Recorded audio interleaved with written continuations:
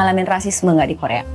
Kan aku pernah hidup di China juga, di Beijing juga, dan di sini kan orang yang kurang suka sama foreigner yang nggak bisa bahasa mereka.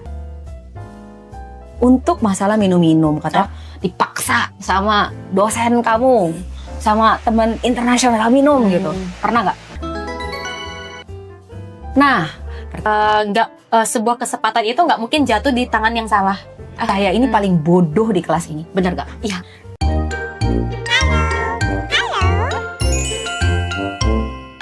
Teman-teman, dengan Syafira lagi. Yeay. Jadi kalau kemarin itu kita udah kupas tuntas tentang masalah GKS. Aku ngerti banget dan aku dapetin banget semua poin-poin dia yang aku belum mendapatkan di video-video lainnya kayak gitu. Tapi dari Syafira ini kemarin itu aku dapetin banget. Nah, hari ini yuk kita akan bahas lagi masalah kehidupan di Korea. Apakah dia pernah mengalami rasisme di Korea ini? Ya kan? Apakah dia pernah ngalamin ayo kamu harus minum sul, kamu harus minum alkohol. Bagaimana cara untuk menolak untuk minum alkohol, dan kamu kayaknya di Korea kayaknya enak deh, hidupnya gampang deh, ya kan? Gitu. Kamu kayak nggak pernah susah deh di sini, ya kan? Gitu. Banyak orang yang akan berpikir dari Instagram kamu, kalau hanya melihat Instagram kayak Syafira enak, tapi tanpa tahu bahwa di belakang itu bahwa ada banyak effort yang kamu keluarkan, ada banyak mungkin cucuran air mata atau cucuran keringat, di dramatis banget yang kamu alamin kayak gitu. Nah, hari ini kita akan bahas masalah itu.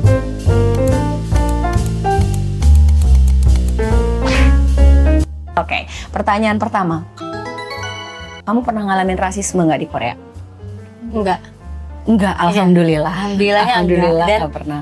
Aku belum pernah dengar cerita dari teman-teman aku juga yang kena rasis, enggak sih. Maaf, maksudnya apakah berhijab itu juga kamu pernah dengar yang berhijab itu juga nggak dapat rasis? Iya, nggak dapat rasis. Oh. Nggak tahu ya, mungkin apakah karena di Seoul yang emang udah multicultural ya. Tapi so far nggak ada sih. Oh. Maksudnya yang rasis, yang benar-benar rasis nggak ada sih. Kenapa kayak jadi netizen Indonesia? Ini aku hanya memosisikan diri jadi orang Indonesia ya. Apakah karena kamu bisa bahasa Korea kali, maka kamu nggak dapat rasisme? Ada gak kayak itu? Mungkin ya? Mungkin karena aku bisa bahasa Korea, jadi mereka lebih berhati-hati. Oh. Tapi nggak juga sih. Nggak juga kalau menurut kamu? Kalau misalnya kayak orang di jalan gitu kan mereka nggak tahu ya aku bisa bahasa Korea atau enggak. Oh, tapi tetap Enggak sih. Nggak pernah. Alhamdulillahnya nggak pernah. Alhamdulillahnya nggak pernah aneh-aneh kok. Oke. Karena sejujurnya, karena kan aku pernah hidup di China juga, di Beijing juga, dan di sini kan aku ngerasa kayaknya banyak orang yang kurang suka sama foreigner yang nggak bisa bahasa mereka. Kalau misalnya kayak di Beijing kamu nggak bisa bahasa Mandarin, kamu akan lebih kayak apa ya? Kayak dijutekin. Di Korea pun juga kayak gitu. Aku pernah juga dijutekin di sini gitu. Tapi ternyata kamu nggak pernah. Alhamdulillah. Ya, nggak tahu ya apakah karena aku bisa bahasanya atau gimana. Untuk masalah minum-minum, katakan kalau di sini sul munhwa bilangnya. Yes. Sul munhwa itu artinya sul alkohol, munhwa itu culture. Jadi culture minum-minum, kamu pernah nggak dipaksa sama dosen kamu, sama teman internasional minum gitu? Pernah nggak? Enggak sih. Di sini mereka benar-benar respect boundaries sih. Oh. Jadi kalau misalnya dari awal aku bilang aku nggak minum. Dan apalagi kalau anak muda, biasanya mereka nggak nanya sih karena apa. Oh nggak minum, oke, gitu. Oh, jadi kalau misalnya saya mau kuliah ke Korea, diajak minum-minum, kita cuma perlu aku nggak minum gitu. Iya, aku nggak minum, ataupun aku nggak minum gitu. Kalau misalnya ke orang yang lebih tua gitu, mungkin mereka bisa penasaran gitu, kepo ya, kenapa aku nggak mau minum? Ya tinggal kita bilang aja mungkin karena kesehatan atau apa, dan mereka nggak akan yang nanya lebih dalam lagi, enggak sih. Kita tadi baru bilang ternyata tuh sul munhwa atau culture alkohol ini ternyata sudah berubah di Gen Z ini atau zaman-zaman sekarang ini, udah nggak kayak zaman dulu lagi. Jadi jangan takut untuk datang ke Korea dan nanti aku dipaksa minum atau dipaksa atau kayak gimana. Aman banget, tinggal bilang kamu nggak suka minum atau kamu bisa bilang alergi aja. Iya, bahkan juga orang Korea di sini yang Gen Z juga udah banyak gitu yang menolak minum alkohol kayak gitu karena kesehatan. Oke, siap. Nah, pertanyaan yang tadi aku bilang, aku ngeliat Instagram kamu, kayaknya kamu happy banget ya. Banyak banget ya kan yang hanya melihat kamu dari sisi layar kaca. Tapi kan nggak pernah tahu apa sih effort atau kesusahan kamu yang kamu udah alamin di Korea gitu. Ada nggak sih mungkin kayak culture culture shock yang kamu alamin pas waktu pertama kali kamu exchange di Korea, atau yang kedua kali kamu harus tinggal lama? Bolehkah kamu cerita tentang kesusahan kamu? Kalau waktu exchange itu mungkin karena hanya exchange, jadi sebenarnya nggak terlalu banyak kesulitan waktu exchange. Aku baru ngerasa benar-benar kesulitan itu waktu aku yang S2 ini di semester 1 kemarin. Jadi kan di masa-masa aku adaptasi ya, berarti itu masa-masa aku adaptasi, dirinya masih kaget tiba-tiba masuk S2 dan mostly di kelas aku juga half setengahnya itu orang Korea, setengahnya itu foreigner. Oh, orang Korea juga banyak ya? Banyak. Ya ibaratnya kalau misalnya di Indonesia ambil jurusan sastra Indonesia, kayak gitu. Untuk menjadi mungkin guru kali ya. Guru di sekolah kayak gitu. Jadi dan kelasnya pun aku udah expect memang full in Korean, udah tahu dari awal, tapi aku nggak expect akan sepaksege ini, paksege tuh sekeras ini. Setight ini kalau bahasa setight Inggrisnya. ini. Itu. Jadi awal-awal itu lumayan kaget di situ sih, kayak harus adaptasi dengan pace-nya orang Korea juga. Karena pali-pali kan? Iya, pali-pali, dan mereka tuh bener-bener tepat waktu. Jadi Jadi kalau di jurusan aku itu banyak banget tim project, kerja kelompok, tugas kelompok, di mana kita harus presentasi. Dan benar-benar kalau kita ada presentasi kelompok, kita udah prepare dari sebulan sebelum. Satu bulan sebelumnya. Jadi nggak ada tuh SKS ya, sistem kebut semalam nggak ada. Pas waktu kuliah di Indonesia banyak tuh kayak gitu? Banyak. Justru baru seminggu sebelumnya baru prepare kayak gitu. Oke. Dan kalau di sini itu benar-benar dari awal, jadi memang di grup itu, dan kita kelasnya itu gabung sama yang S3. Waduh. Iya, jadi kelas kita campur. Waduh. S2 dan S3. Buset. Jadi kebayang tuh gimana aku yang masih semester 1 ini sekelas sama yang S3. Nah, dan biasanya tiap kelompok itu pasti ada satu mahasiswa S3-nya, dan biasanya dia yang jadi tim kepala, ketua. Nah, biasanya si S3 ini, ketua ini dia yang buat timeline-nya. Jadi misalnya kan kita harus bikin Baljemon tuh bahasa Indonesia? Waduh, tapi skrip. Skrip Halpyo, Nah gitulah, semacam kayak skrip untuk presentasi. Tapi bukan skrip banget, jadi dia yang kayak bener-bener bentuk laporan, ya something kayak gitu. Kayak laporan sebelum presentasi. Iya, seperti itu. Dan bener-bener nih dibikin nih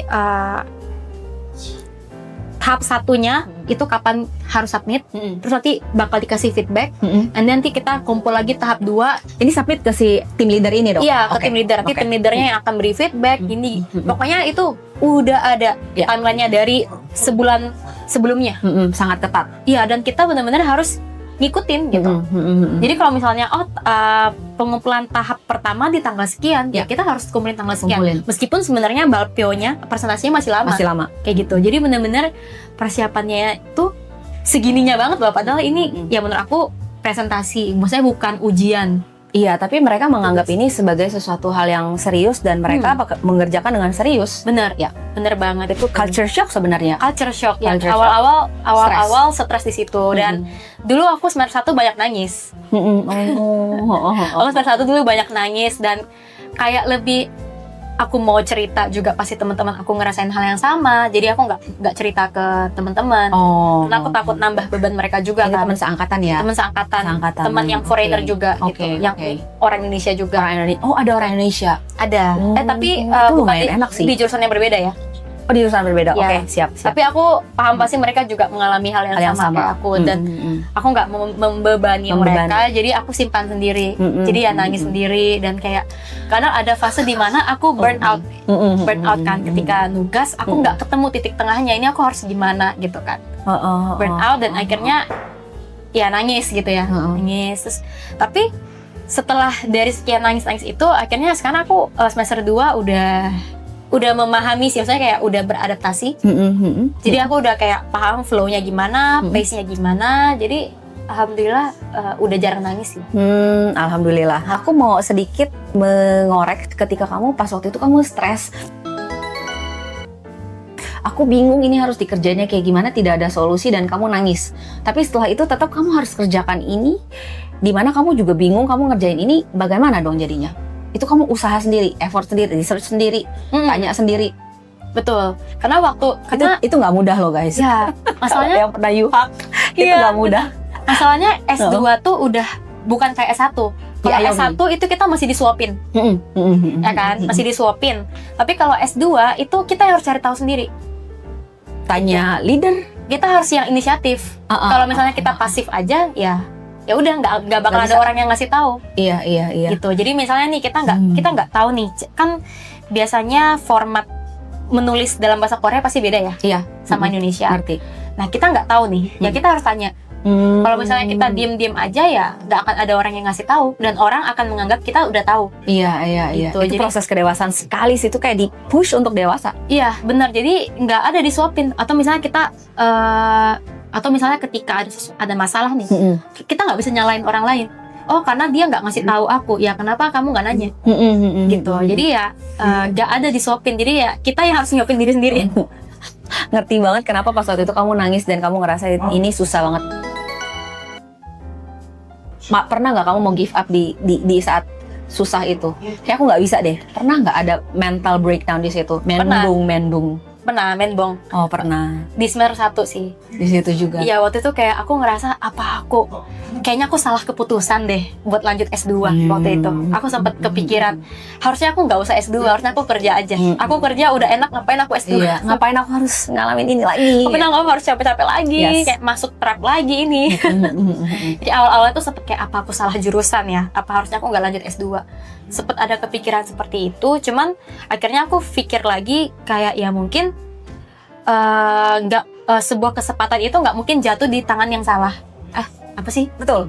Bener gak sih ngomongnya gitu? Betul. Kayak maksudnya aku keterima GKS ya pasti emang ada sesuatu. Nggak There's mungkin. a reason. Iya pasti Dari ada dibalik itu alasan semua. kenapa aku bisa keterima GKS ya mungkin ini emang jalan aku. Ya. Gitu dan ya udah deh jalanin aja. Oke. Sebenarnya lari itu salah satu cara aku untuk rilis stres. Rilis stres tuh Iya, guys. betul. Jadi jangan dipikir dia lari itu dia nggak ada kerjaan tuh guys. Sebenarnya biar balance aja ya. Jadi Iya. ya apa ya study life balance. Iya benar. Studinya juga pakai CG, Iya. ya Olahraganya juga pakai CG Iya. gitu juga ya. Jadi imbang gitu. Jadi aku punya cara sendiri untuk rilis stres aku gitu. Jadi ya dengan olahraga, dengan aku aktif, itu tuh rilis stres banget. I see. Kamu ada nggak sih? Ada sesuatu yang kamu pengen mungkin share gitu ke teman-teman, ke adik-adik, ke teman-teman S1 yang sekarang S1 lagi mau mikir S2 gitu kan? Pelajaran hidup yang kamu sudah laluin gitu. Apakah kan contoh maksudku ya, pertanyaan bantuan. Pas waktu itu kamu mikir pas waktu kamu menbung, ngapain sih kamu mesti capek-capek kayak gini? Kayaknya ini gua salah deh. Tapi setelah itu kamu saat ini, aku ngerasa itu hanya menjadi kayak sebuah pelangi ketika kamu look back, itu menjadi sebuah pelangi setelah hujan, dan justru kamu akan aku ngerasanya ya, kayaknya kamu bersyukur gitu dengan hujan itu karena sekarang kamu bisa melihat pelangi. Itu sih kalau yang aku lihat ya. Gitu. Gimana tuh kalau dari kamu? Apa sih pelajaran yang mungkin kamu pengen share, satu motivasi dari kamu? Gitu ya. Dari yang kakak bilang tadi ya. Ya sebenarnya itu hanya pancingan aja sih kalau kamu mau tambahin dari misalnya pelajaran masa kecil dari orang tua kamu boleh. Sebenarnya menurut aku yang penting berani bermimpi aja sih. Maksudnya, sebenarnya menurut aku setiap orang itu bisa gitu. Setiap orang itu bisa asalkan ada usahanya ya. Dan ketika misalnya kita di face terhadap situasi yang tidak diinginkan seperti yang tadi aku ceritain di semester pertama kemarin, sebenarnya itu salah satu proses pendewasaan aja sih. Kayak gitu. Jadi sebenarnya ya kalau misalnya ada seperti itu ya dijalanin aja. Dan nanti tadi yang seperti Kak bilang, setelah sekarang nih aku melihat ke belakang, justru aku merasa berterima kasih ada di fase itu. Karena ada fase itu, maka jadilah aku yang sekarang ini. Gitu. Aku yang sekarang ini nggak bakal ada kalau nggak ada masa lalu. Betul. Gitu. Jadi sebenarnya aku yang sekarang ini itu hasil compounding, hasil nabung dari dulu gitu, dari dulu. Effort-effort Ya, kamu, effort-effortnya aku tangisan dapatkan, kamu. ya tangisan, kesulitan yang aku dapat itu yang membentuk aku jadi sekarang. Kayak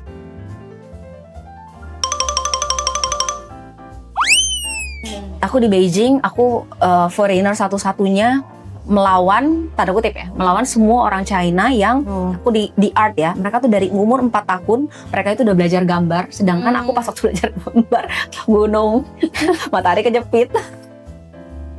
7 tahun mereka udah belajar 3D. Belajar 3D. Wah. Mana saya ini paling bego.